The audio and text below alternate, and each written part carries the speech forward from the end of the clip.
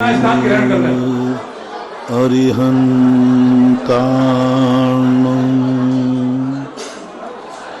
नमो सिद्धाणं नमो आयर्याणं नमो वज्रायाणं नमो सव साहूर्णम।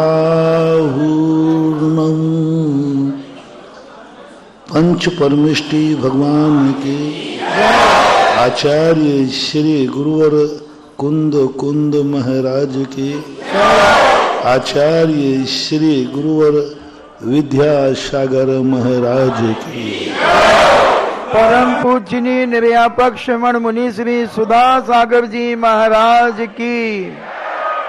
शुल्लक श्री 105 गंभीर सागर जी महाराज की।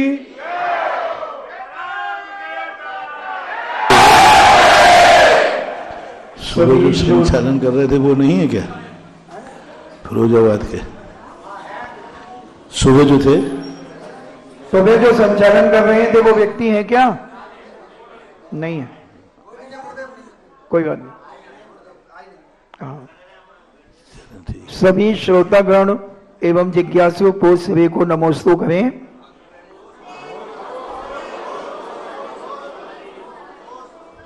ललित जैन मालपुरा से पूछते हैं, नमोस्तु महाराज जी, आप मुनिराज जो आहारचर्या करते हैं तो पाटे के ऊपर खड़े होकर करना अनिवार्य है या पाटा हटाकर के भी कर सकते हैं? ये श्रावक का घर है। श्रावक उच्चासन पर बैठालता है। जब साधु को उसने उच्चासन दी है तो उच्चासन पर ही खड़े होना चाहिए। कभी कभी कुछ वृद्ध साधु रहते थे, वो ऊंचे पाटे पे खड़े होकर झाएं आती है, गिरने का डर लगता है, पैरों में कंपन होता है, अतः वे साधु चौकी को हटा करके जमीन पे खड़े हो जाते। वो कारण कुछ नहीं है, कारण इतना ही है कि वो पाटे पे खड़े होने पर उनको पैरों की झाई टाइप की आती है। वृद्ध अवस्था में पैरों में कंपन होता है, इससे जमीन पे खड़े होने पर गिरने का भय नहीं रहता। लेकिन वस्तुतः सामान्यतः श्रावक ने उच्चासन दिया है, नवदा भक्ति में एक उच्चासन है, तो उच्चासन पर खड़े होकर के ही आहार लेना चाहिए। यही विधि सम्यक है। लेकिन जो कोई नीचे पाटे को हटाकर खड़े होते हैं उसमें भी कोई दोष नहीं है, खड़े हो सकते हैं। कमल कुमार जैन तेंदुखेड़ा दमोह से पूछते हैं, नमोस्तु महाराज जी, कोई 24 तीर्थंकर भगवानों में से किसी ने कोई प्रतिमा स्थापित की है तो उस व्यक्ति को विशेष उन्हीं भगवान की पूजा करना चाहिए या जो मूल नायक भगवान पहले से विराजमान है उनकी पूजा करना चाहिए? किसी नाम से भगवान की पूजा करने से कोई विशेष रूप नहीं है। देव की पूजा करना चाहिए, सामान्य देव की। देव शास्त्र गुरु पूजन है, वो पूजन अनिवार्य है। उसमें संपूर्ण देव आ जाते हैं, 24 तीर्थंकर आ जाते हैं। उसके बाद फिर तुम्हारी जिनमें रुचि हो उनकी भी करना चाहिए, उनकी कर सकते हैं। मूल नायक की भी करना जरूरी नहीं है। देव के अंदर सारे दुनिया में जितने अरहंत और सिद्ध सब देव आ जाते हैं। अब आपकी रुचि है, श्रद्धा है, समय है तो मूल नायक की कीजिए, जो आपने विराजमान किया है उनकी कीजिए। अनिवार्य नहीं है, करते हैं तो अच्छा ही है। यशवंत सिंघई ललितपुर से पूछते हैं, नमोस्तु महाराज जी, कर्म कांड के अंदर एक उदीर्णा शब्द आता है, उसे हम सरल भाषा में कैसे समझें? उदीर्णा का क्या अर्थ होता है? उदीर्णा का अर्थ होता है कोई भी चीज सामान्य गति से चल रही है। अभी यहाँ पर आपको सामान्य ठंड लग रही है, और अभी यहां पर एकदम कूलर लगा दिया जाए तो, एसी लगा दिया जाए तो ठंड बढ़ जाएगी कि नहीं? तो ये उदीर्णा कहलाती है। किसी विशेष निमित्त मिलने पर जो प्रक्रिया चल रही है उसमें तेजी कर देना। पानी की टोंटी एक सामान्य गति से चल रही थी, वहां से प्रेशर लगा दिया, पानी तेज हो गया। ऐसे ही कर्मों का उदय, सामान्य कर्म का उदय चलता है, निमित्त मिल जाने पर कर्मों की उदीर्णा हो जाती है। शांत बैठे हैं, अभी किसी ने गाली दे दी, लो साहब क्रोध की उदीर्णा हो गई। क्रोध तो चल ही रहा था। अच्छा निमित्त मिलने पर सामने से तुम्हारा कोई प्रियजन निकल गया, वैसे विकल्प नहीं था, राग में उदीर्णा हो गई, राग बढ़ गया, ये मेरा व्यक्ति है, ये मेरा दुश्मन है आदि। तो ऐसे प्रतिदिन कोई ना कोई निमित्त मिलते रहते हैं, चारों कसायों के। बाजार में आप गए थे, एक निश्चित सामान लेने के लिए लिस्ट लेकर गए, कोई और भी चीज मन पसंद मिली तो आपने ले लिया। अब लेने का भाव नहीं था, लेकिन देखते ही मन में लोभ जाग गया कि चलो ये अच्छी वस्तु मिल रही है, सस्ते में भी मिल रही है, चलो ले लेते हैं। तो अब ये राग की उदीर्णा हो गई। वस्तु को देखकर प्लान में भी नहीं था, विचार करके भी नहीं गए थे, फिर भी देखने पर ऐसे ही नाना प्रकार के निमित्त मिलने पर कर्मों की उदीर्णा होती है, शाथा की भी अशाथा की भी, शुभ कर्मों की भी अशुभ कर्मों की।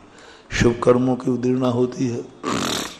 जैसे कोई तुम्हें मालूम नहीं था कि आज महाराज आएंगे, महाराज आ गए, आपका पुण्य कर्म का तीव्र उदीर्णा हो गई। तीव्र उदीर्णा, जो पुण्य सामान्य चल रहा था अब इतना तीव्र हो गया निमित्त मिलने पर। ऐसे ही कर्मों की उदीर्णा चलती रहती है। अशोक जैन 16 अहमदाबाद से पूछते हैं, नमोस्तु महाराज जी, जो एक सामान्य व्यक्ति है वो सामायिक अधिक करें या प्रतिक्रमण करें? रोज प्रतिदिन सामायिक करना चाहिए, प्रतिक्रमण करना चाहिए? व्रती नहीं है, एक अभ्यास रूप होता। कुछ विद्यार्थी होते हैं जो एडमिशन के पहले ही छुट्टियों में अगली क्लास का कोर्स पढ़ना चालू कर देते हैं। आजकल ये ज़्यादा फैशन चल रहा है। इस क्लास का भी रिजल्ट आया नहीं, लेकिन पक्का मालूम है वो पास होगा। अगली क्लास की किताबें खरीद के वो अध्ययन चालू कर देता है बिफोर टाइम। तो इसी प्रकार से जो व्यक्ति वृत्ति नहीं है, फिर भी हम वृत्ति कभी बने, जब बने तो बने, पहले से ही हम अभ्यास चालू करते हैं। तो सामायिक और प्रतिक्रमण यदि अविरत सम्यक दृष्टि करता है तो नियम में तो नहीं आएगा, नुकसान भी नहीं है, फायदा ही है। जैसे बिफोर टाइम पढ़ने वाले विद्यार्थी का वो क्लास में उसकी अटेंडेंस काउंट तो नहीं होगी, लेकिन पहले से पढ़ लेगा तो जब उसका एडमिशन होगा तो उसको अच्छी तरह समझ में आएगा। एक विद्यार्थी पहले पढ़ता है, फिर स्कूल में पढ़ता है, फिर स्कूल के बाद पढ़ता है। ये 3 बार जो विद्यार्थी पढ़ता है वो कभी फेल हो नहीं सकता। पढ़ाई का सबसे बड़ा रूप है मास्टर के पढ़ने के पहले तुम पढ़ो, तुम कितना समझ पाए, तुम गलत समझ पाए, सब कैसे भी पढ़ो। फिर जब मास्टर पढ़ाएगा तो तुम्हें पता चलेगा, अरे मैंने तो यहाँ ये अर्थ लगाया था और मास्टर तो ये बता रहे, तो वो सुधार होगा। फिर जो मास्टर ने पढ़ाया है उसको एक बार घर आकर रिवीजन करो। इतना भी यदि तुमने कर लिया तो आप अच्छे नंबरों से पास होंगे। ऐसा ही मोक्ष मार्ग में होता है।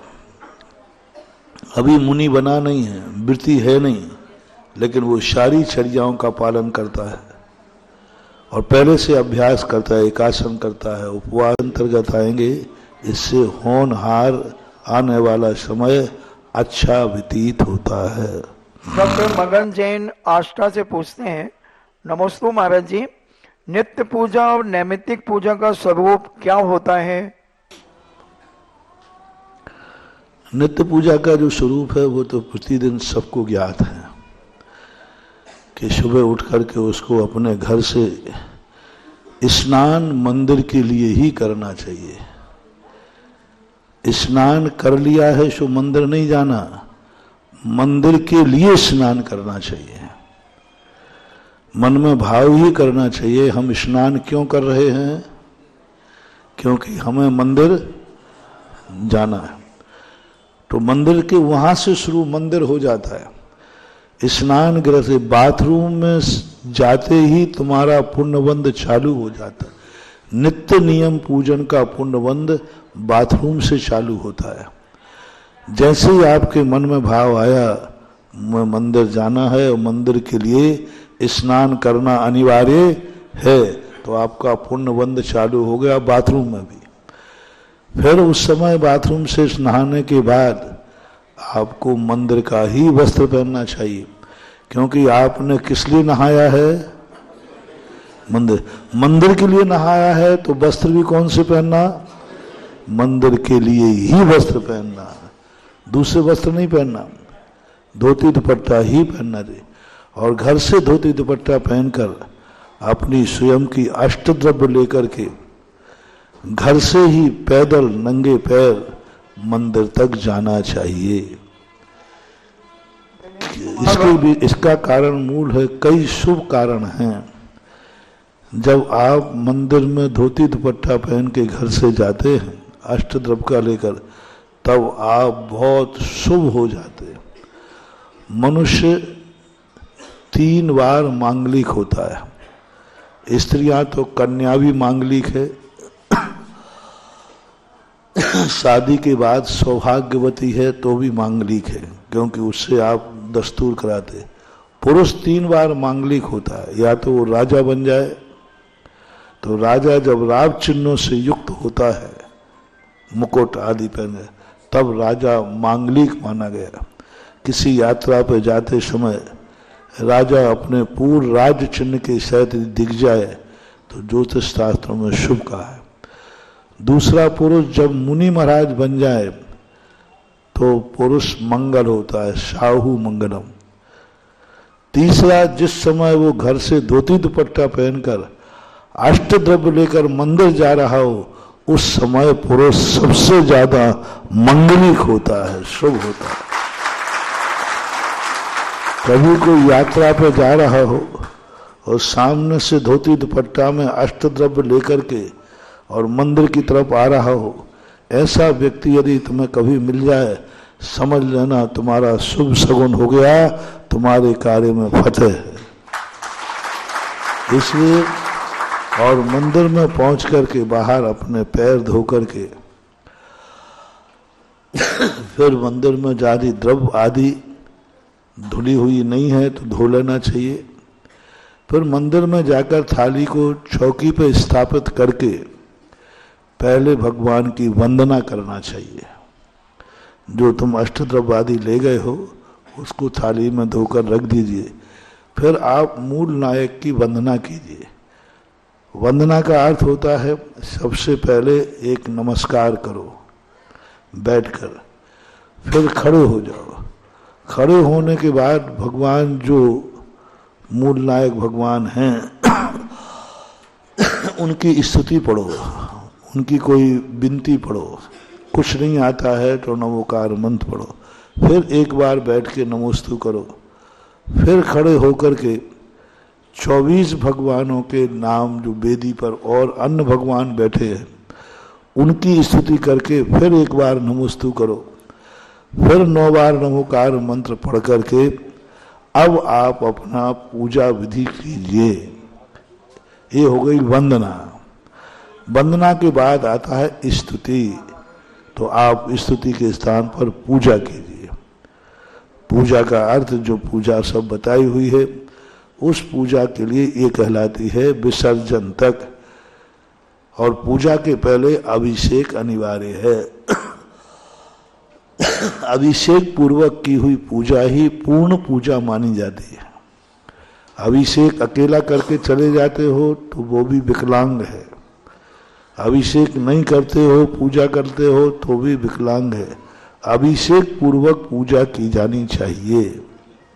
पूजा के बाद फिर आपको थोड़ी देर से स्वाध्याय करना चाहिए। एक पन्ना पढ़ो, 2 पन्ने पढ़ो, लेकिन निश्चित ग्रंथ का पढ़ो, ग्रंथ को विस्तारो।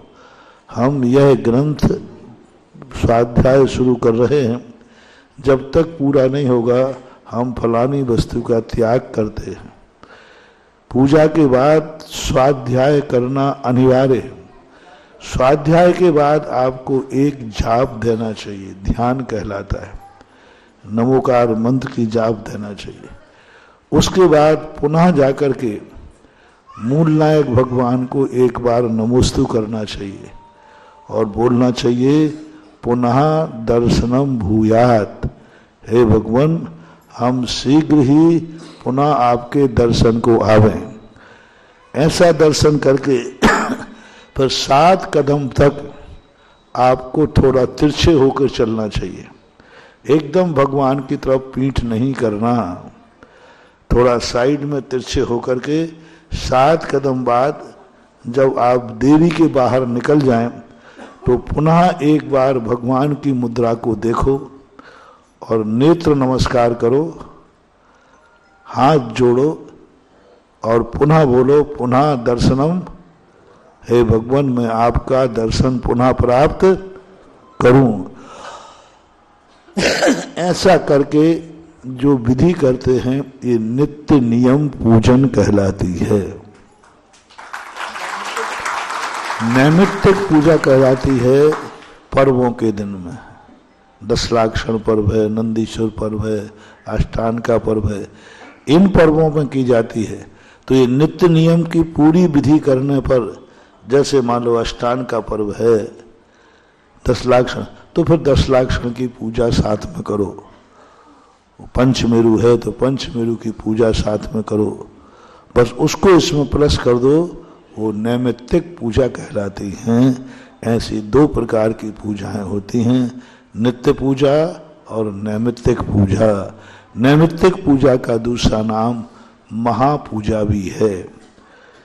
नित्य पूजा को पूजा बोलते हैं और महापूजा बोलते हैं। नैमित्तिक विधान आदि जिसे कहते हैं, ये महापूजा में आता है। दिनेश कुमार राठौर सिंगोली मध्य प्रदेश से पूछते हैं, नमोस्तु महाराज जी, पूज्य सीता माता जी इतनी पवित्र थी, फिर उन पर झूठा कलंक क्यों लगा?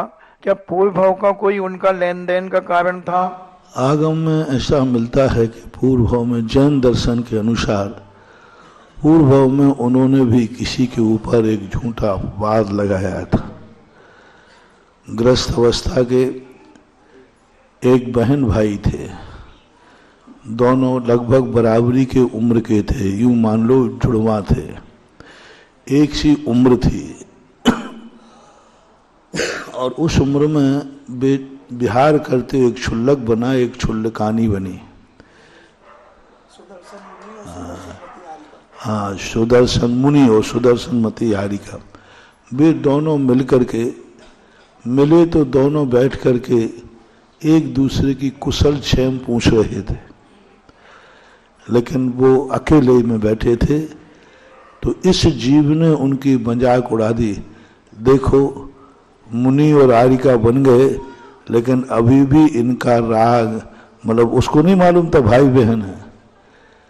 2 जवान बच्चे बच्चियां जब भी कोई बात करें तो दूर से लोग क्या देखेंगे? अच्छी दृष्टि रखेंगे कि बुरी दृष्टि? सब बुरी, 90%। देखो कल जो आ गया, एक केस हुआ था, बहुत पहले की घटना है। एक गार्डन में एक माँ अपने बेटे को गोदी में लिटाई थी। बेटा भी 20-25 साल का था, माँ 40-45 जो भी होती है थी।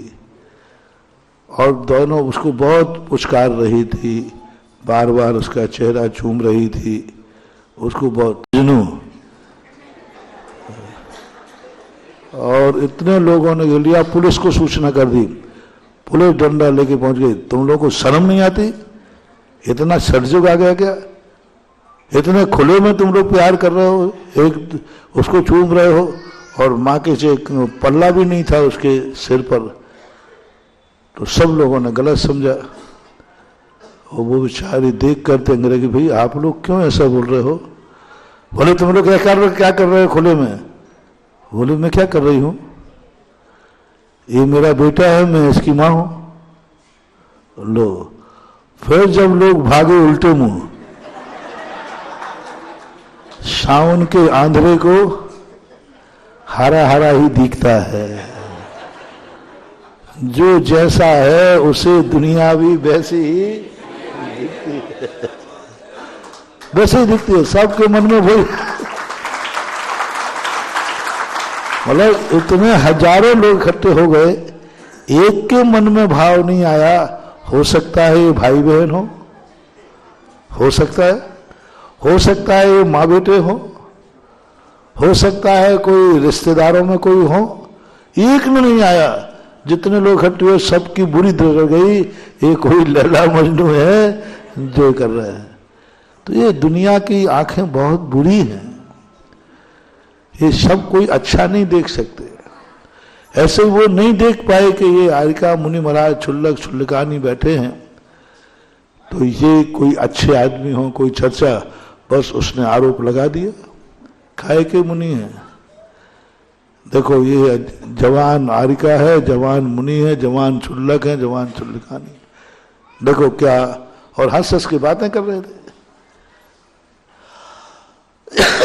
तो उस समय का आरोप एक सच्चे मुनि और सच्ची आरिका पर, उस समय का लगाया हुआ आरोप इस समय वो आरोप बन के आ गया।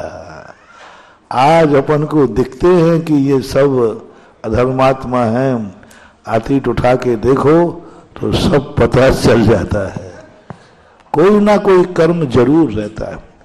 जब भी कोई व्यक्ति को कोई भी अपवाद होता है, वह अपवाद जरूर उसने किसी को झूठा लगाया होगा। इसलिए आप लोग भी जल्दी किसी को देखकर बुरे भाव नहीं करना। क्या पता वे दोनों माँ बेटे हुए तो, लेकिन तुम्हें तो कर्म बंद हो गया। हजारों लोगों ने जो बुरी दृष्टि रखी उनको तो कर्म बंद हो गया। अब कभी ना कभी उनके ऊपर झूठा कलंक लगेगा, ऐसा।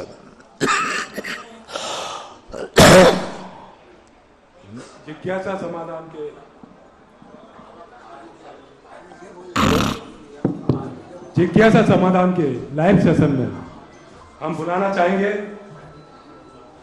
बबली जैन, पुराना मुजफ्फरनगर। नहीं है? नीरज जैन, टूंडला। जल्दी माइक दीजिए। जिनके नाम होते हैं उनको आगे बैठना चाहिए।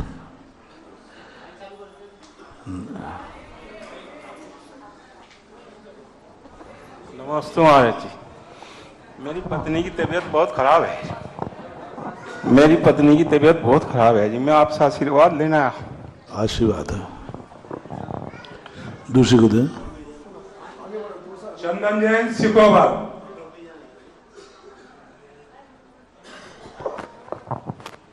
मेरे आराध्य गुरु के चरणों में त्रैवान नमोस्तु नमोस्तु नमोस्तु। चुल्ला जी के चरणों में इच्छामी इच्छामी इच्छामी। गुरु जी, मेरी शंका समाधान ये है कि मेरी शंका का ये है कि जब हम चौका लगाते हैं और वो चौका खाली हो जाता है तो कौन से पुण्य की कमी होती है और वो पुण्य कैसे बढ़ा सकते हैं हम लोग? देखो, खाली चौका जाने पर एक बात सोचना चाहिए कि ये व्यवस्था किसने बनाई है कि साधु एक ही चौके में आहार करे? महावीर स्वामी ने।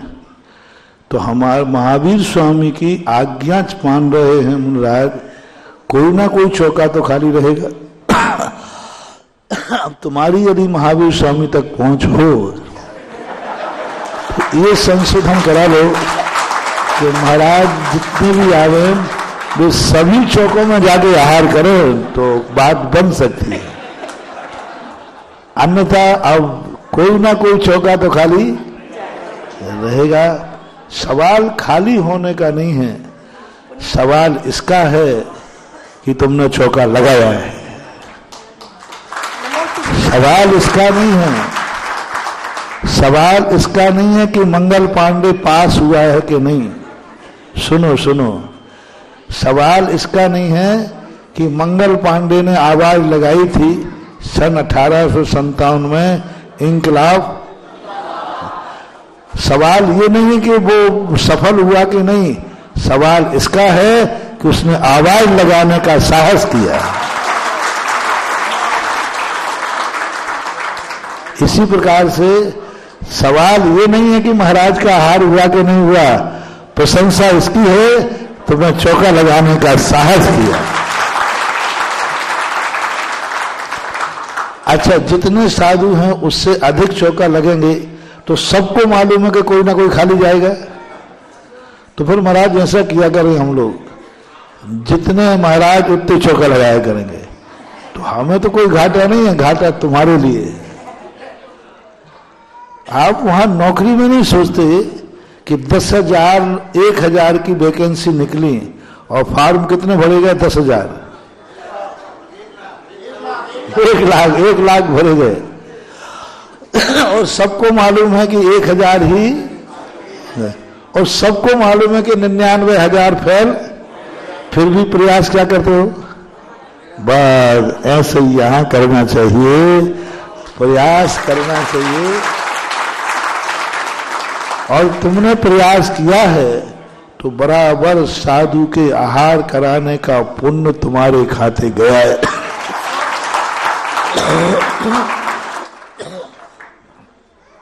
हमारे यहां कृत कारित अनुमोदना 3 होते हैं। कृत करना नहीं मिल पाया तो कारित, नहीं मिल पाया तो आपने अनुमोदना की है तो आपका पुण्य बंद तो हुआ ही हुआ है। एक बार एक व्यक्ति ने कहा, बोले महाराज जी मैं अब तो आचार्य के पास जाना बंद कर दिया, मैं इतने बार गया, मैं इतने श्रीफल चढ़ा चुका हूं, मैं इतना पेट्रोल जला चुका हूं, इतना समय बर्बाद कर दिया है, लेकिन महाराज जी ना तो हाँ कहते हैं, ना स्वयं आते हैं और ना बोलते हैं, ना आशीर्वाद देते हैं। तो अब तो महाराज जी अपना जाना तो बंद। तो मैंने कि अच्छा ऐसा करो, कितने बार गए? बोले 10 बार गए। तो मैंने कहा 10 बार का पेट्रोल खर्च, 10 बार के श्रीफल और जो तुम्हारा नुकसान हुआ है वो आप बिल बना के दे दो, मैं सब तुम्हें दिलाता हूं। और सुनो तो पूरी बात तो सुनो, वो सब तुम्हें दिला दूंगा वापस, लेकिन 10 बार जो आचार्य श्री के दर्शन करने का पुण्य लिया है वो सब मुझे दे देना।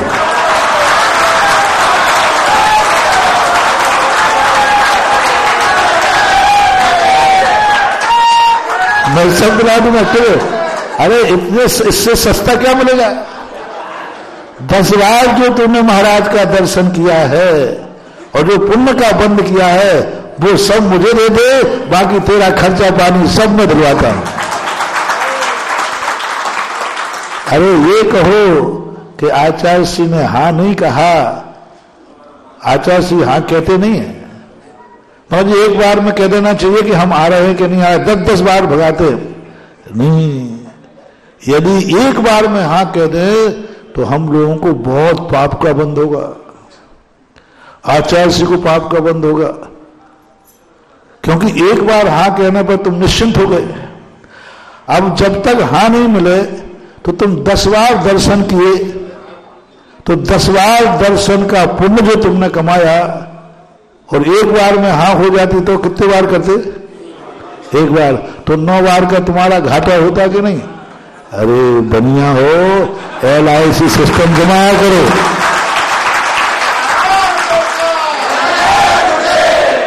कम से कम इस बहाने हमें गुरु के 10 बार दर्शन करने का मौका तो मिला, वैसे तो हम आते ही नहीं। तो होते हैं जो महास्थान होते हैं, जैसे सत जाति, सत धर्म, आरहंत आदि, ये 7 सब महास्थान होते हैं। उन महास्थान सुरेंद्र पनाह, चक्रवर्ती पनाह और अरहंत पनाह, मुनि पनाह, ये 7 परम पद कहे हैं। तो हे भगवान, आपकी सेवा का फल मुझे ये 7 स्थान प्राप्त हों जो सर्वश्रेष्ठ हों, उसका अर्थ है। पहले एक बात बताओ भाई, तुमने आज पहली बार कहा, मैं भी तुमसे प्रश्न करूं, तुमने पहले तो एक बार नमोस्तु किया, फिर कहा नमोस्तु, फिर कहा आपने सह नमोस्तु, तो ये दूसरा नमोस्तु, सह नमोस्तु का अर्थ क्या था? नहीं, मैंने सशब्द नाम नमोस्तु। अच्छा, मैंने सोचा कि नमोस्तु फिर सह नमोस्तु। नहीं, मैंने सशब्द नमोस्तु किया और कोट सह नमोस्तु किया। वो सह नमोस्तु क्या है? नहीं, सह नमोस्तु नहीं बोला मैंने, वहां कोटि सह नमोस्तु बोला। तीनों हाँ, ठीक है, ठीक है, ठीक है। मैंने सोचा शायद यहाँ कोई एक नया पैटर्न चल रहा है तो सोच लो। कल शिकोह जो जिनबिंब दर्शन दिवस पूज्य गुरुदेव ने दिया है पूरा विश्व को, कल शिकोहाबाद में वो जो भरत चक्रवर्ती ने जो अकृत्रिम चैत्यालयों में दर्शन किए थे, वो 31 फुट की प्रतिमा शिकोहाबाद में विराजमान है। ऐसा संयोग है कि गुरुदेव उसी दिन शिकोहाबाद पधारेंगे। कल महाराज श्री 31 फुट की वहां भरत चक्रवर्ती की प्रतिमा जी है शिकोहाबाद में। भारत भगवान के? हाँ, भरत भगवान की। हाँ, भरत भगवान सब। वो नसिया जी बता रहे, वही तो नहीं? अरे भाई वो बहुत दूर, अलग से, चलो बात करेंगे। नमस्ते गुरुवर, इच्छा ही महाराज जी।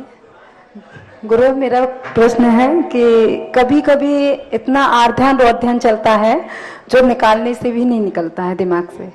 दिमाग में इतना आर्ध्यान रोध्यान चलता है, लेकिन उस समय हमारे दिल में नमोकार मंत्र का स्मरण भी चलता है। तो हमें जो आर्ध्यान रोध्यान चलता है उसका हमें कितना बंद बनेगा? कोई भी चीज को 2 चीजों से व्यक्ति, गंदी चीजों से यदि व्यक्ति अपना दिमाग भर लेगा तो अच्छे को स्थान नहीं मिलेगा। इसलिए पहले से अच्छी चीजें इतनी दिमाग में भर दो कि गंदी चीजों को स्थान ही नहीं मिले। अपने आप में तत्व दृष्टि, स्वाध्याय, चिंतन, ये सब क्यों बनाए जाते हैं? इसलिए तो बनाए जाते हैं कि अपना दिमाग अच्छी चीजों से इतना भर जाए कि गंदी चीज आए भी तो उनको स्थान ही ना पा पाए। अपन अच्छे स्थानों से, अच्छी चीजों से, अच्छे संस्कारों से मन को खाली रखते हैं, बुरी बातें हमारे दिमाग में आ जाती हैं। जब खाली समय बैठो, कोई ना कोई धर्म चिंतन आदि करते रहना चाहिए, तभी हम इसको विश्राम कर सकते हैं। अन्यथा संस्कार तो अनादिकाल का बुरी बातों का ही है। अगली जिज्ञासा के लिए शिवरार्थी आशीष जैन फिरोजाबाद और इनके पश्चात संभव जैन फिरोजाबाद तैयार रहें। लोकोदय तीर्थ क्षेत्र जो एक विश्व का अलौकिक क्षेत्र बन रहा है, उसमें कुछ घोषणाएं। उषा जैन, कोषाध्यक्ष जैन महिला समाज, शालीमार बाग दिल्ली से, उन्होंने 5,51,000 रुपए की राशि से एक प्रतिमा सहस्त्रकूट में विराजमान करने का सौभाग्य प्राप्त किया है। साथ में श्री प्रभास चंद जी, प्रतिभा जी, आर्जव जी, दीपा जी जैन, जैनम ज्वेलर्स सदर बाजार भिंड ने 1,11,000 की राशि से भूदान के लिए लोकोदय तीर्थ के लिए दी है। और जो पूज्य आज गुरुदेव का पढ़गान करके जो सौभाग्य प्राप्त किया, नवदा भक्ति पूर्वक श्री जितेंद्र जी जीतू ने 1,00,000 रुपए की राशि लोकोदय तीर्थ के लिए भूदान के लिए दी है। शिवरात्रि आशीष जैन। गुरुदेव के चरणों में मेरा सादर नमोस्तु नमोस्तु नमोस्तु। मेरी गुरुदेव जिज्ञासा है, मुनि पुंगम एवं निर्यापक का क्या अर्थ है? ये मुझे पता नहीं, बाकी सब पता है।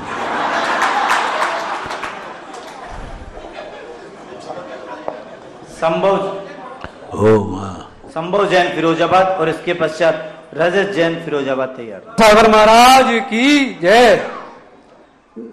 गुरुजी, मेरी जिज्ञासा ये है कि 5 इंद्रियों को बस में कैसे करें? वस्तु स्वरूप को विचार करके उनके फल को विचार करके।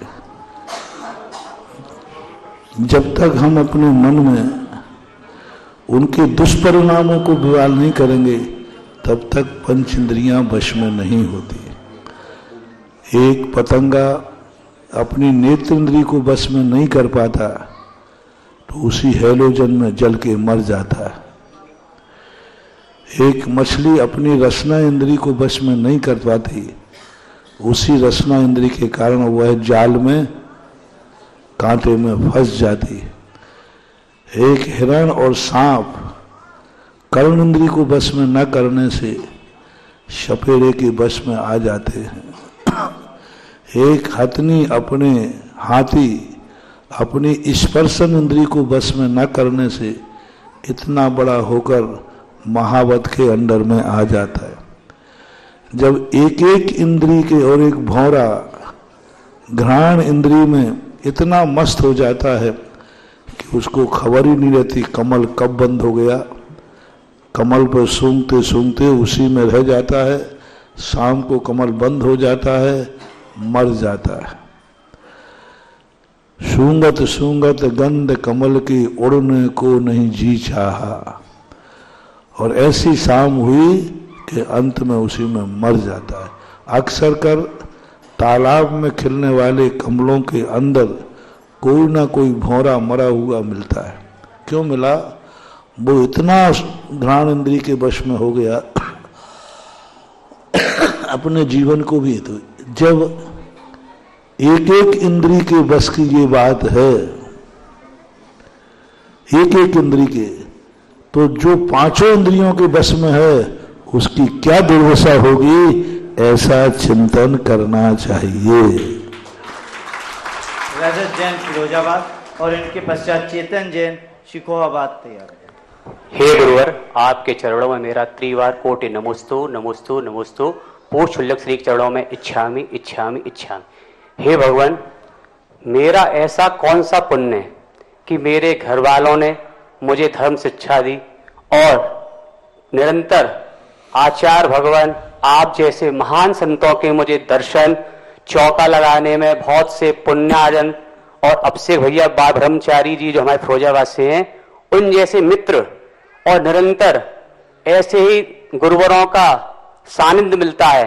तो पूर्व में मैंने ऐसे पुण्य किए हैं कि मैं इस जन्म में पुरुषार्थ कर रहा हूं, और आगे बढ़ने के लिए मुझे कैसी विचारधारा रखनी चाहिए गृहस्थ जीवन में, और निरंतर इस सतमार्ग पर अपने गृहस्थ जीवन को धर्म, अर्थ, काम, पूर्व भव का संस्कार, वर्तमान भव का पुरुषार्थ, ये दोनों जब एक साथ मिलते हैं तब सद्कार्य होते हैं। पूर्व भव का पुण्य तो कितने जैनियों का है। आज प्रातः काल हमने कहा कि जैनी तो जैन कुल में तो जन्म गए, लेकिन जैनत्व बांझ हो रहा है ना। जैनत्व की संतति खत्म होती जा रही है। जैनी आज अनाथ नहीं है, जैनी बांझ होता जा रहा है। मानो तो तुम हो, बेटे भी तुम्हारे पास समाज में हैं, ये तो सब है, लेकिन जैनत्व जो है, आज प्रातः काल बहुत बड़ी बात थी, जैनत्व जैनियों में से बांझ होता जा रहा है। जैनत्व की उत्पत्ति नहीं हो रही है। हर पिता अपने बेटे को संसार की वसीयत सौंप रहा है, लेकिन परमार्थ का संस्कार नहीं दे रहा है। इसलिए पूर्व भव का यदि कोई संस्कार है और वर्तमान का पुरुषार्थ दोनों मिलते हैं तब ये अच्छा कार्य होता है, ऐसा मानना। नमोस्तु नमोस्तु नमोस्तु। चेतन जैन, इनके पश्चात भुवनेन्द्र जैन गिरोड तैयार है।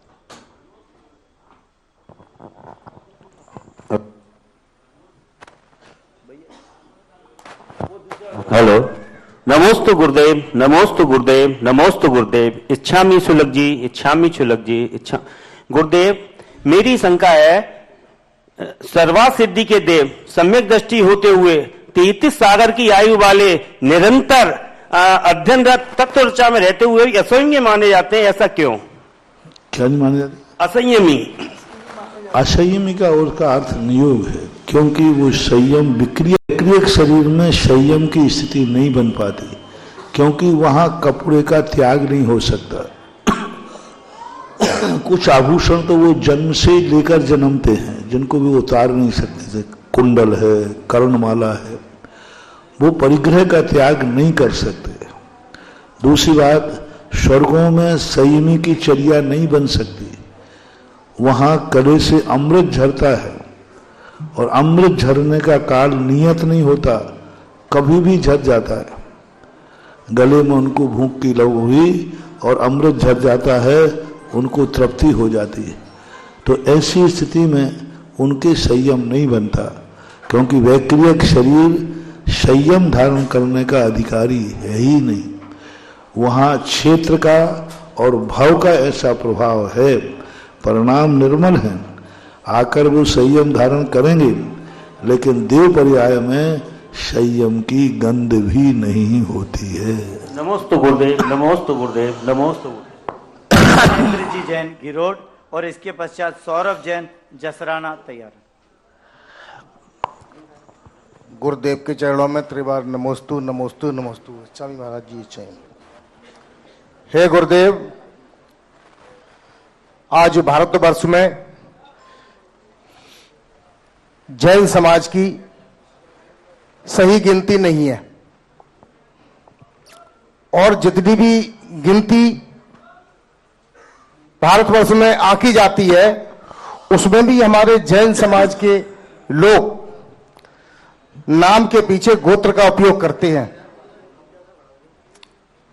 तो क्या, जबकि नाम के पीछे जैन लिखना सही है, अगर वो जैन लिखने लगे तो जैन धर्म की प्रभावना में बढ़ोतरी होगी गुरुदेव? क्या क्यों नहीं होगी? हम बहुत बार इस पे बोल रहे, नाम के साथ जैन लिखें और कॉलम नंबर 8 जो आता है जनगणना का पेपर में, उसमें जैन लिखें, धर्म में जैन लिखें, जाति में जैन लिखें, नाम के साथ 3 बार जैन लिखना पड़ता है। इसलिए जैन, बहुत सारी जातियां जैन लिखती ही नहीं। दक्षिण भारत में तो प्रायः बहुतायत जातियां हैं, सबसे बड़ी जैन समाज दक्षिण भारत में है, लेकिन वो जैन को लिखते ही नहीं, सब अपने उपनाम लिखते हैं। तो ये परंपरा सब में चला रहा हूँ, चल रही है, प्रयास भी किए जा रहे हैं, लेकिन सुधार हुआ है, लेकिन बहुत कम सुधार हुआ है। इसलिए सरकार की जनगणना के साथ साथ स्वयं जैनियों को अपनी स्वयं की जनगणना करना चाहिए, और जैनियों को भी एक भारतवर्षीय कोई संस्था ये संकल्प करे जैनियों की जनगणना का, तो प्रांत बाई प्रांत में तहसील, तहसील में गांव, जैसे सरकार करती है ऐसी जनगणना करके पता चल सकता है। लेकिन ये पक्का है कि आज अपन 2, 3, 4 करोड़ से कम नहीं है, जो लाखों में बताया जा रहा है।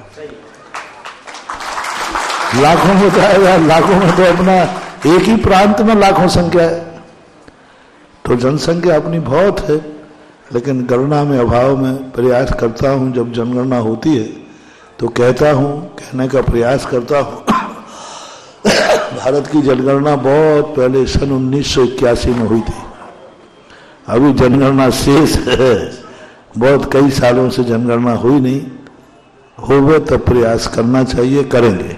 नमस्ते गुरुदेव, नमस्ते। महाराज श्री, बंबई में अभी जब आपने जो आह्वान किया था 21 दिसंबर को शिखर जी का, पहले हम समझते थे बंबई में 1.5 से 2 लाख है, लेकिन 5 लाख तो कम से कम निकले, और बाकी भी होंगे पता नहीं, मतलब जनसंख्या 4 करोड़ से कम नहीं होगी। 5 लाख तो रोड पे आए थे। हाँ, 5 लाख तो रोड पे आए, जो नहीं आए थे वो कितने होंगे?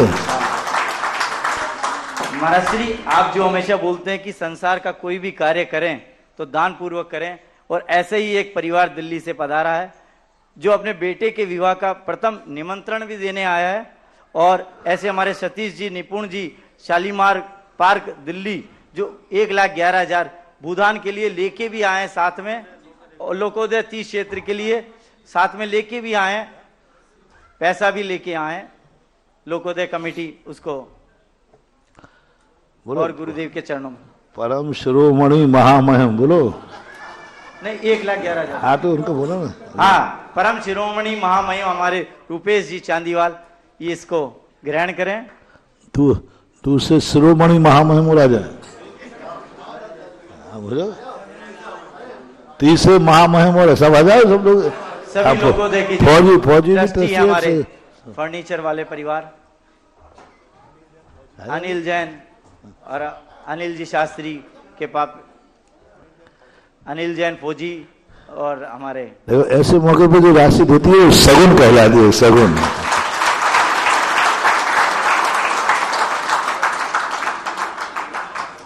और जिज्ञासा के लिए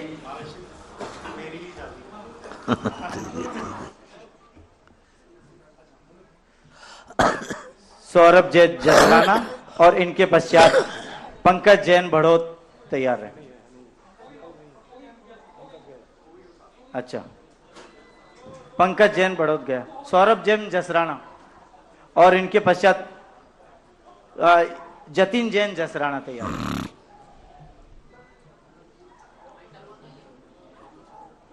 गुरुदेव के चरणों में बारंबार नमोस्तु नमोस्तु नमोस्तु, छुल्लक जी के चरणों में इच्छामी इच्छामी इच्छामी। गुरुदेव, हमारा शंका समाधान ये है कि जिनेन्द्र भगवान की अभिषेक पूजन करते हैं हम या स्वाध्याय जाप करते हैं, तो उस समय आंखों में आंसू आना ये पुण्य उदय है या पाप का उदय है? आंसू कई कारणों से आते हैं। एक बीमारी कारण से भी आ सकता है, आंख में कमजोरी होती है, और कई लोग भावनात्मक होते हैं, तो भावनात्मक के कारण, अच्छे भाव के कारण आंसू आता है, तो कोई विकल्प नहीं करें, कोई दोष नहीं है, आ जाता। नमोस्तु महाराज जी, नमोस्तु नमोस्तु। पूज्य गुरुदेव, आप हमेशा कहते हैं कि गंदोदक से स्वागत करना चाहिए। एक हमारे 25 से 30 जन है वाघा बॉर्डर से कुंभोज बाहुबली की यात्रा कर रहे हैं जैनी भाई, उसमें 4 ब्रह्मचारी भी थे। कल छिपी टोला आए थे वो, तो छिपी टोला समाज के हमारे अध्यक्ष साहब, मंत्री जी और पूरे कम से कम 40 से 50 जने थे। सबने गंदोदक से तिलक लगा के पूरा उनका स्वागत किया। वो इतने अभिभूत हुए कि क्या महाराज श्री का क्या ऐसा रहता है। गंदोदक से स्वागत किया था महाराज श्री। हाँ, छिपी टोला समाज में कल आगरा आए थे, आपका वो आना चाहते थे। पूरा वाघा बॉर्डर से वो चल रहे हैं, 25 दिन में वो 2500 किलोमीटर की यात्रा करेंगे ऐसी ठंड में। बहुत अच्छा, गंदोदक से स्वागत चालू हो जाए तो घर घर की सारी दर्दताएं, नकारात्मक स्थितियां अपने आप खत्म हो जाए।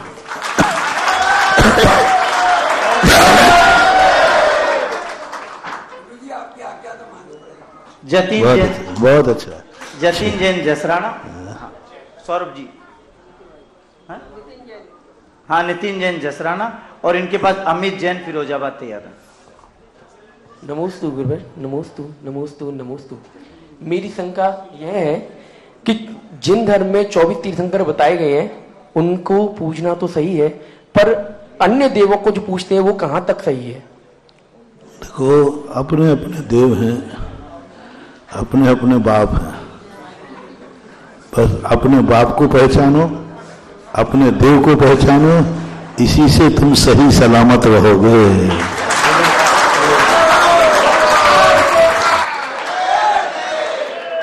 पड़ोसी के पापा को कितनी पापा कह लेना, बसियत मिलने वाली नहीं है।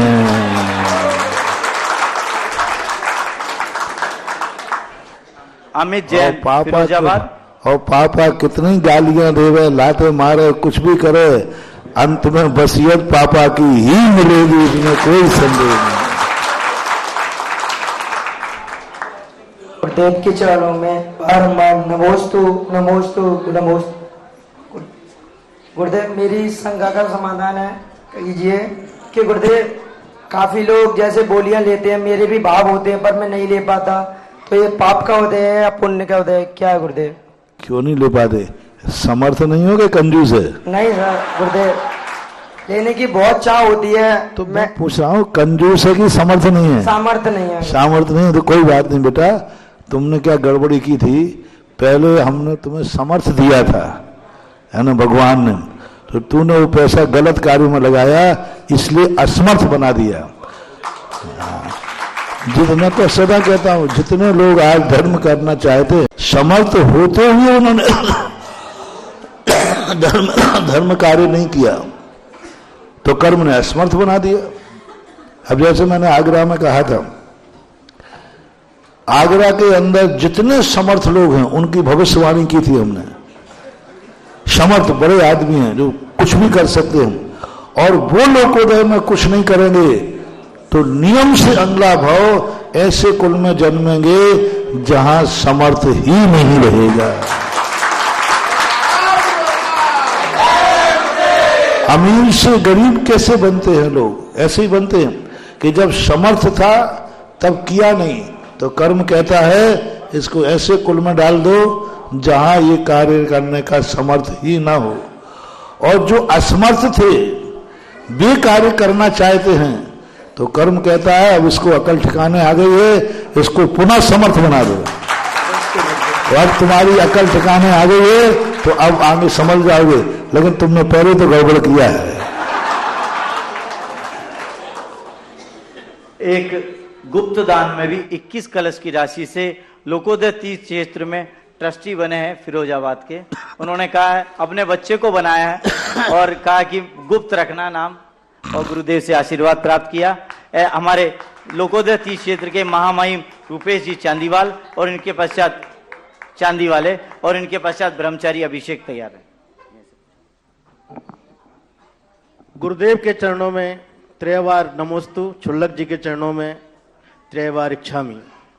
गुरुदेव, पहले 4 लाइनों से मैं आपके समक्ष एक छोटी सी रचना पेश कर रहा हूं।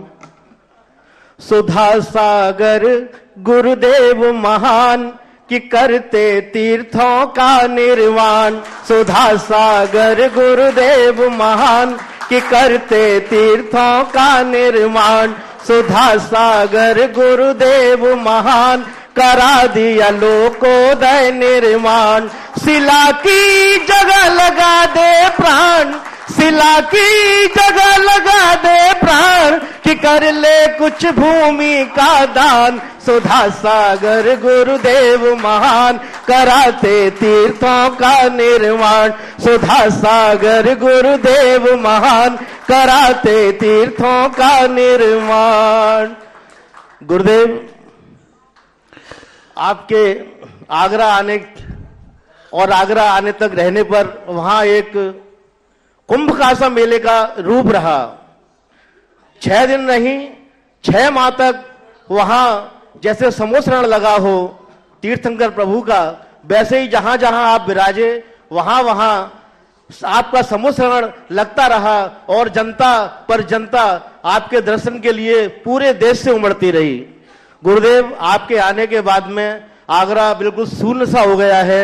हम लोगों को समझ नहीं आ रहा है कि हमें क्या करना है।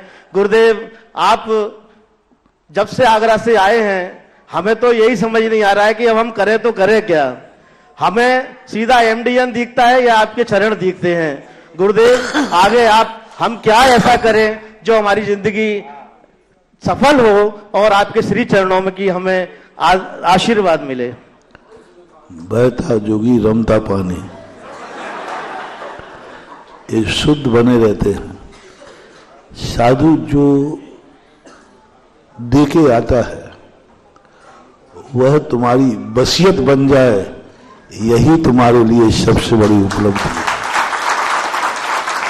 पिता जो कुछ भी कमाता है बेटे की बसियत बनाने के लिए, तब से उसका एक ही उद्देश्य रहता है, मैं बेटे को कितनी बसियत बना सकता हूं।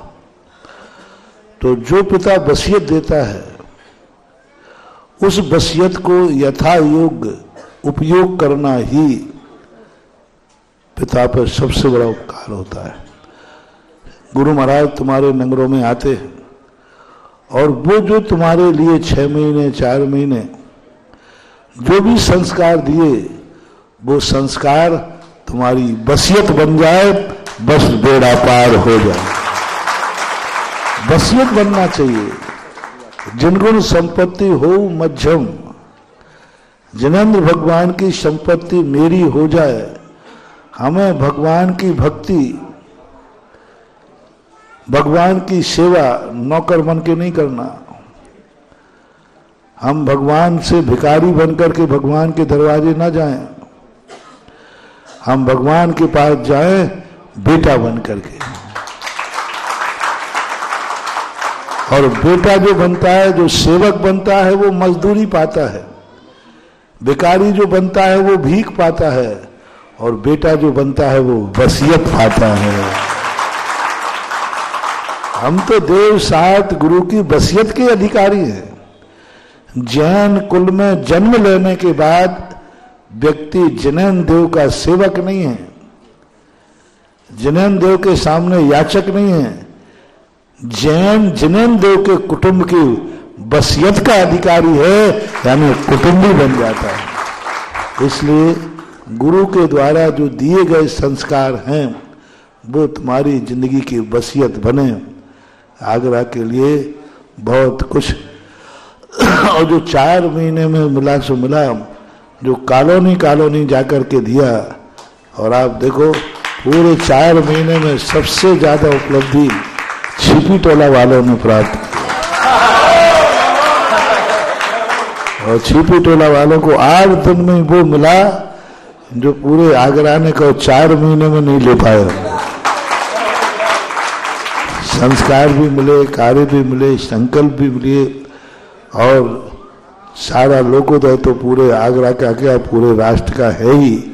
वो एक बहुत बड़ी वसीयत तुम्हें चतुर्मास के रूप में मिली है, लोकोदय तीर्थ क्षेत्र। ब्रह्मचारी अभिषेक दिया, और इसके पश्चात लोकोदय तीर्थ क्षेत्र का छोटा सा ट्रस्टी नमन जैन। परम पूज्य आचार्य गुरुवर के सुधा सागर महाराज के चरणों बार बार नमोस्तु नमोस्तु नमोस्तु, और चुल्लक महाराज जी को इच्छामि इच्छामि। गुरुदेव, हमारा एक फिरोजाबाद का ऐसा क्या पुण्य रहा आचार्य श्री 1975 में जब चतुर्मास हुआ तो उनका क्या पुण्य था। और गुरुदेव, मैं आपसे ये चाहता हूँ कि आपका एक दिन का, मेरे फिरोजाबाद को एक दिन का पुरस्कार मिला, तो हम ऐसा फिरोजाबाद समाज क्या करे तो आपको कुछ दिन का यहाँ पे फिरोजाबाद को आपको वो मिले, सानिध्य प्राप्त हो। देखो, 2 प्रकार के मेहमान होते हैं।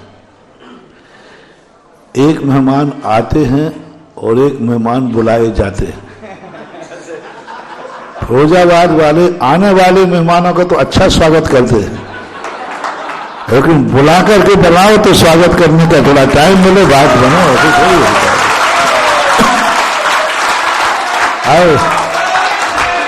फिरोजाबाद वाले कब श्रीफल चढ़ाते हैं?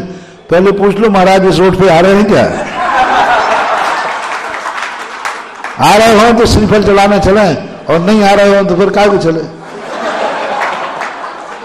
तो पहले पूछ लेते कि श्री महाराज जी का रूट है क्या? हाँ पक्का रूट है, तो फिर बोले चलो श्रीफल चढ़ाने चलते हैं। राजस्थान में एक जिला है, वहां क्या पूछते हैं, बहुत अच्छी मजेदार भाषा है वहां की, चाय पियो तो बनाओ, रोटी खाओ तो बनाओ, खाओ तो। उसी प्रकार वहां में यही कहते, महाराज जी आओ तो श्रीफल चढ़ाओ। तो देखो, मेरे आचार्य विद्यासागर के चेले हैं, ये आओ तो श्रीफल चढ़ाओ, इतने में तो इतनी मिलेगा जितना मिला है।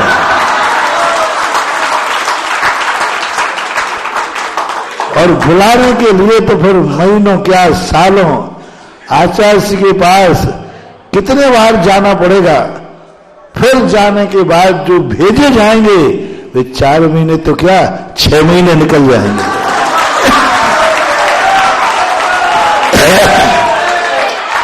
इसलिए समय जिनको बढ़ाना है उनको पहले बुलाना पड़ता है। पत्रिका है, बुलाऊंगा, पहले तो बुलाओ, फिर चलूंगा, चलो साहब, फिर चलोगा नहीं लेगा। पहले चलते थे, आजकल तो क्या है, वो क्या तुम व्हाट्सएप में डाल दो तो आ जाना साहब। पहले क्या होता था, पहले तो निमंत्रण भेजा जाता था, फिर बीच में एक बार बोले साहब चलना है इतने से, फिर निभाने जाना पड़ता था। आज के तो बहू बेटी को नहीं बुलाया जाती, वो तो ठीक है आप आनी मत, वो भी नहीं चाहती है। बेटी को बुलाना है ना तो फोन कर दे तो आ जाती है, नहीं नहीं नहीं ले जाओ, कौन उपद्रव करे और आफत हो जाए। तो आजकल सब काम बगड़ गया है। ऐसे ही तुम महाराजों को चाहे तो महाराज साहब आ जाना, हेलो, तो चाहने के लिए मेहनत करना पड़ती है, परिश्रम करना पड़ता है। जब एक स्थान के लिए समय देते हैं तो कितने स्थानों का समय कटता है बताओ। एक स्थान पे यदि मैं रुकता हूं तो कितने स्थानों का समय निकलता है। आगरा वालों ने 1 महीना ज्यादा ले लिया, कितनों का नुकसान किया इन्हें, अभी तो बहुत नुकसान किया। यदि 1 महीना पहले यदि आगरा से हम फ्री हो जाते ना तो इन गांवों को बढ़िया आराम से समय मिलता। तो उन्होंने एक क्या 2 महीने 2.5 महीने ले लिया है। और ये समय छोटे छोटे गांव के लिए होता है। फिर भी फिरोजाबाद वाले कोई छोटा स्थान नहीं, अच्छा है, प्रयास करो, बुलौआ, चलौआ और लड़ौआ, ये 3 कार्य जिस दिन फिरोजाबाद सीख लेगा उस दिन आचार्य जी के संग के शादियों का आना जाना हो जाएगा। अभी तो अब आए हैं तो बहुत बहुत बढ़िया आपका श्रीपद, क्योंकि अब तो आई फिरोजाबाद तो आ ही रहे थे, वो तो आना ही था, क्योंकि इसके बिना कोई रास्ता ही नहीं। तो बहती हुई गंगा में हाथ मत दो, स्वयं भागीरथ बनकर के गंगा को लाओ।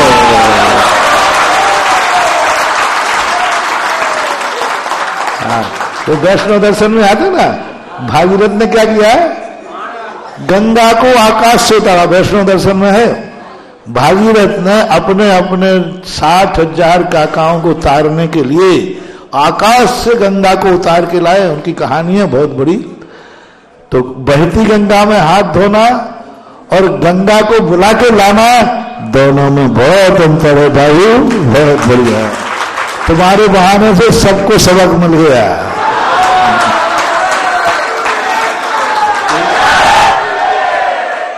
लोकोदय तीर्थ के परम संरक्षक नमन जैन, कमला नगर, आगरा।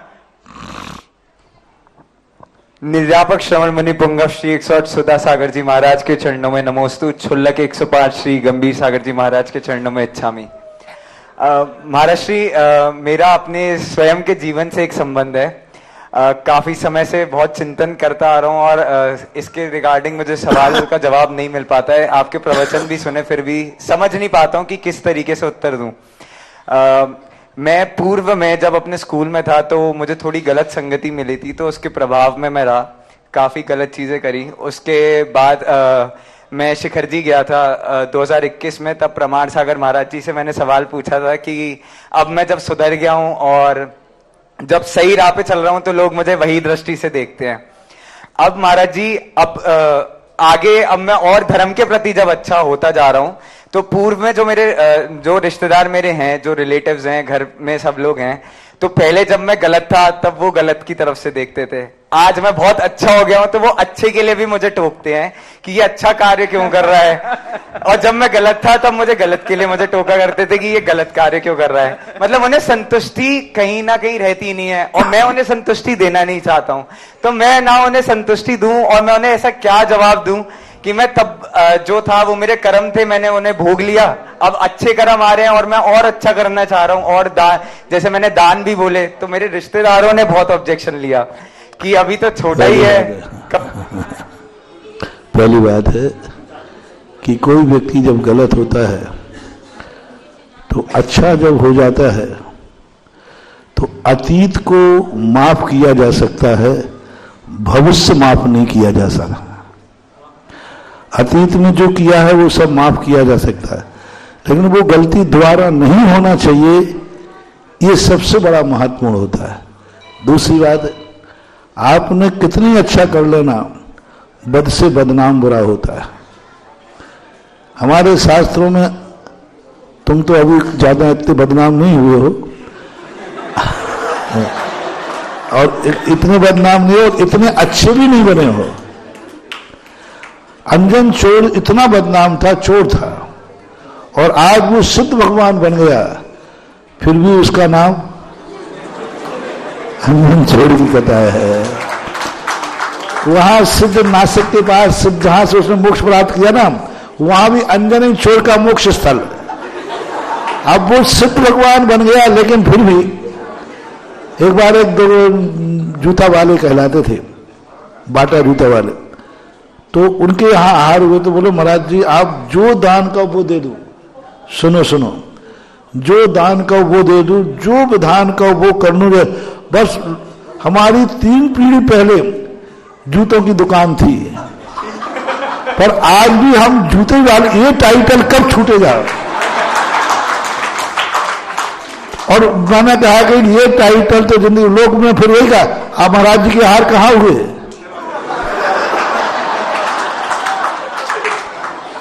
और जब भी वो मैंने कहा भाई तुम विधान भी करोगे तो लोग कहें किसका विधान हो रहा है? एक बार वो दाग लग जाता है ना, वो बद से बदनाम बुरा होता है। एक बार लग गया तो वो लग गया। अजमेर के अंदर एक चक्कर शोर है, चोर बनिया की दुकान, वो आज उसके नाम से चोर के नाम चोरी करना छोड़ दी। लेकिन तो ये कुछ चीजें ऐसी हैं तो एक बार लग जाती हैं। कितनी अच्छे बदनाम है, वो टाइटल तो चलेगा। अब वो टाइटल क्या है, पहचान बन जाती है। फिर जब अच्छे हो जाते हैं तो हमें उस टाइटल की चिंता नहीं करना चाहिए, बल्कि ये सोचना चाहिए कि मैं एक दुनिया के लिए सबक हूं। आज अंजन चोर का यदि टाइटल हटा दिया जाए तो बहुत बड़ा नुकसान हो जाएगा, क्योंकि अंजन चोर का नाम लेते ही लोगों को साहस आ जाता है। जब इतने बड़े पापी का उद्धार हो सकता है तो मैं तो इतना बड़ा पापी नहीं हूं।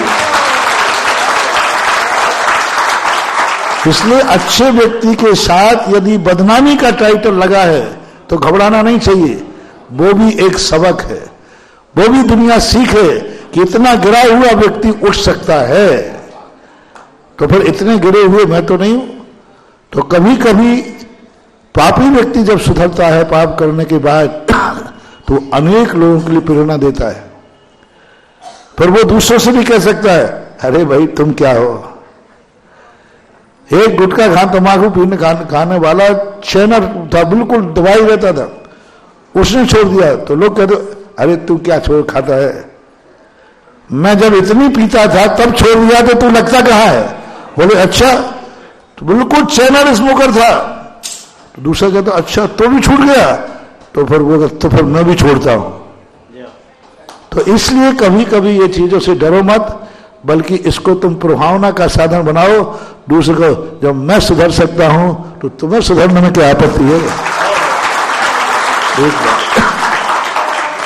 और जहां सुधरा हुआ व्यक्ति कुछ अच्छा कार्य करता है, लोग टोकते हैं, उनको टोकने दो।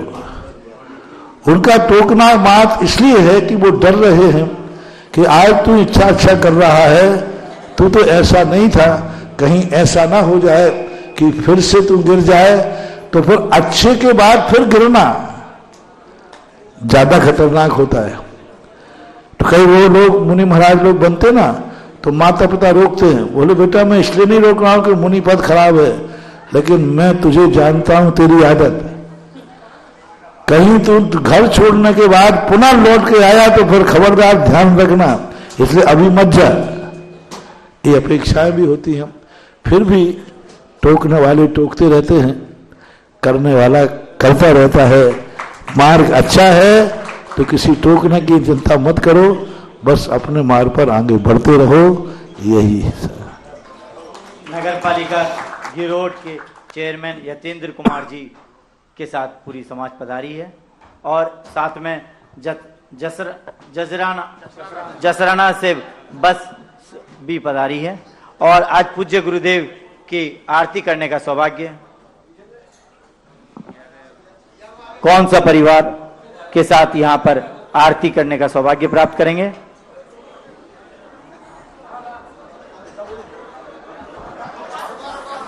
हेलो, रुक जाइए जरा।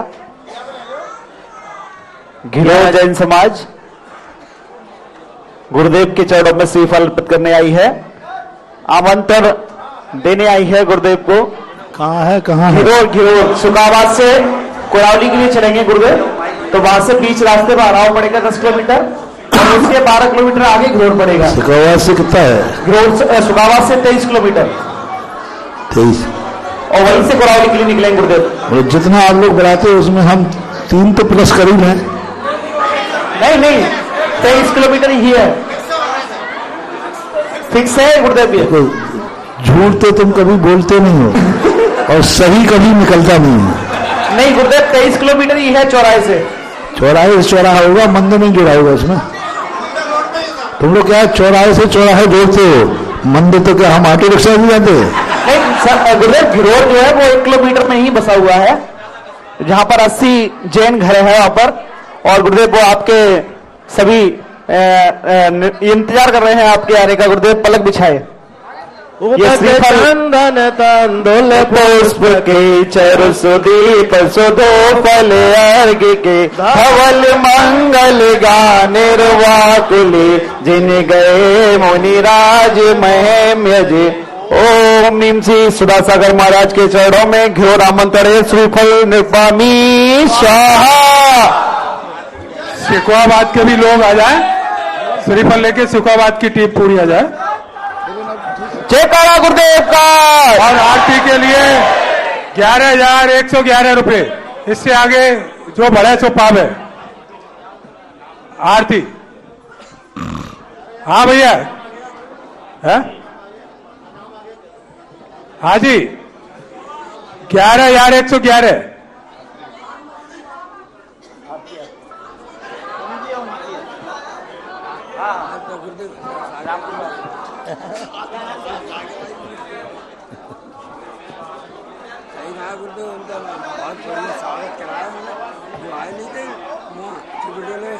बबली जैन, पूनम जैन, बुराना मुजफ्फरनगर के ये आरती की बोली ली है। कृपया परिवार आगे आ जाए और सभी लोग अब श्रीफल चढ़ा के कृपया पीछे हट जाएं। लोगों में तीर्थ क्षेत्र के लिए जिन महानुभावों को जो भी दान राशि देनी है, कृपया हमारे काउंटर पर दान राशि जमा कराकर रसीद प्राप्त करें। सभी लोग पीछे हो जाएं कृपया करके। आरती वालों को आगे आने दे भैया, आरती वाला परिवार आगे आ जाए। शुक्राबाद का हो गया श्रीफल, तो पहुंचो ना भैया, पहुंचो तो ना वहां पे। शुक्राबाद के लोग श्रीफल चढ़ा दें। लोगों के तीर्थ क्षेत्र के लिए जो भी महानुभाव जो दान राशि देना चाहते हैं